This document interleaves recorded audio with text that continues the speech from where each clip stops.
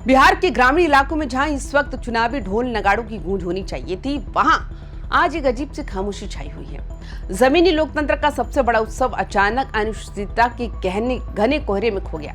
हर नुक्कड़ और हर चाय की दुकान पर बस एक ही यक्ष प्रश्न तैर रहा है कि आखिर मतदान की तारीखों का वो आधिकारिक पन्ना कब खुलेगा। लेकिन दोस्तों, सत्ता के बंद कमरों में जो खिचड़ी पक रही है वो किसी बहुत बड़े प्रशासनिक और सियासी उलटफेर की तरफ इशारा कर रही है। क्या वाकई इस बार का पंचायत चुनाव अपने तय समय पर हो पाएगा या फिर पर्दे के पीछे से कोई बहुत बड़ी स्क्रिप्ट लिखी जा चुकी है?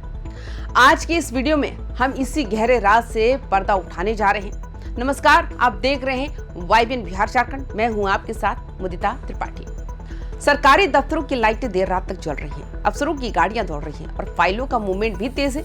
लेकिन जब आप जमीन पर देखते हैं तो वहां केवल एक बड़ा शून्य नजर आता है।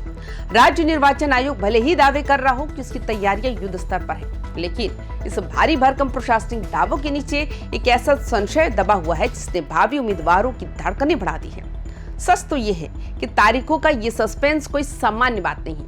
इसके पीछे कुछ ऐसी बुनियादी और गहरी अड़चनें खड़ी हो गई है जिन्हें पार किए बिना शासन तंत्र एक इंच भी आगे बढ़ने की सिचुएशन में नहीं है।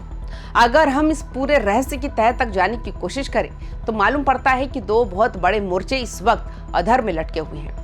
पहली बड़ी उलझन उस आरक्षण प्रक्रिया यानी रोस्टर को लेकर है जिसका इंतजार हर वो चेहरा कर रहा है जो इस बार प्रधानी या पदाधिकारी बनने का ख्वाब देख रहा है। चौंकाने वाली बात यह है कि इस पूरी व्यवस्था की नींव अभी तक नहीं रखी जा सकी है।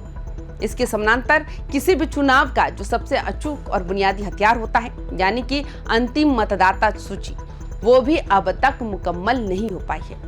नियम कहता है कि जब तक हर एक वैध नागरिक का नाम सूची में दर्ज न हो जाए और जब तक ये साफ न हो जाए कि कौन सा इलाका किस वर्ग के लिए आरक्षित होगा, तब तक चुनावी शंखनाद करना पूरी तरह से नामुमकिन है। यही वो दो चक्रव्यूह है जिन्होंने पूरे घटनाक्रम को एक अनिश्चित मोड़ पर लाकर खड़ा कर दिया।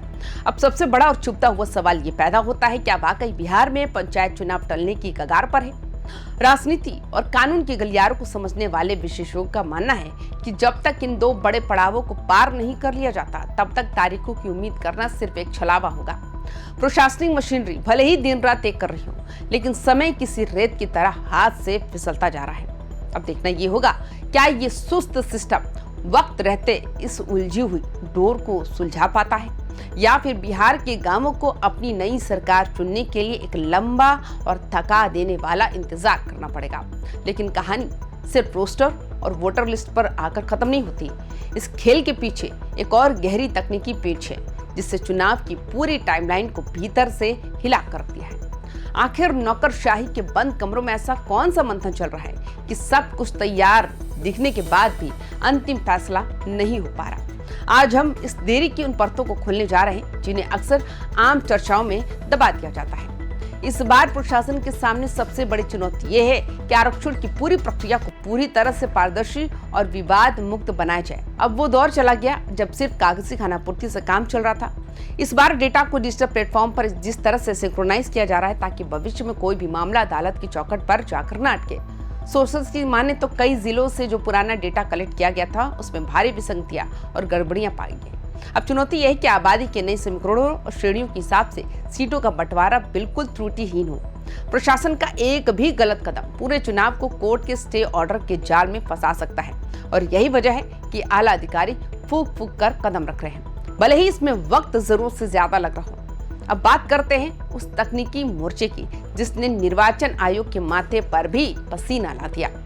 फाइनल वोटर लिस्ट को अंतिम रूप देना इस बार लोहे के चने चबाने जैसा साबित हो रहा है। इसके पीछे की मुख्य वजह है डेटाबेस की सफाई करना ताकि एक ही वोटर का नाम दो जगह ना रहे और पहचान पत्रों के डिजिटल वेरिफिकेशन के जरिए फर्जी मतदाताओं को सिस्टम से पूरी तरह बाहर फेंका जा सके।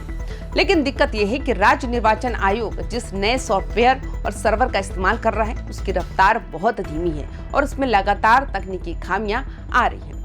लाखों लोगों के नाम, पते और उनके सटीक वार्ड का मिलान करना एक ऐसा संवेदनशील काम है जहां एक छोटी सी क्लिक की गलती भी पूरे वार्ड का चुनावी गणित बिगाड़ सकती है। जब तक ये डिजिटल क्लीनिंग 100% पूरी नहीं होती तब तक फाइनल लिस्ट का आना असंभव है। इन सबके बीच एक और व्यवहारिक संकट है जमीनी स्तर पर अधिकारियों और कर्मचारियों के बीच तालमेल का ना होना। बिहार के ब्लॉक स्तर पर जहां एक तरफ मैन पावर यानी स्टाफ की भारी कमी है, तो वहीं दूसरी तरफ जो कर्मचारी मौजूद है उन्हें इस नए डिजिटल सिस्टम और जटिल सॉफ्टवेयर को समझने में काफी वक्त भी लग रहा है। डेटा एंट्री करने वाले से लेकर फील्ड में जाकर वेरिफिकेशन करने वाले बीएलओ तक हर स्तर पर काम की जो रफ्तार होनी चाहिए थी वो गायब है। इसके ऊपर से ग्रामीण इलाकों में कमजोर इंटरनेट कनेक्टिविटी ने इस कछुआ चाल को और भी धीमा कर दिया। तो लबोलुआब यह है कि देरी महज कोई प्रशासनिक लापरवाही नहीं, बल्कि सिस्टम को पूरी तरह से डिजिटल और फुल प्रूफ बनाने की एक बहुत बड़ी तकनीकी कश्मकश है।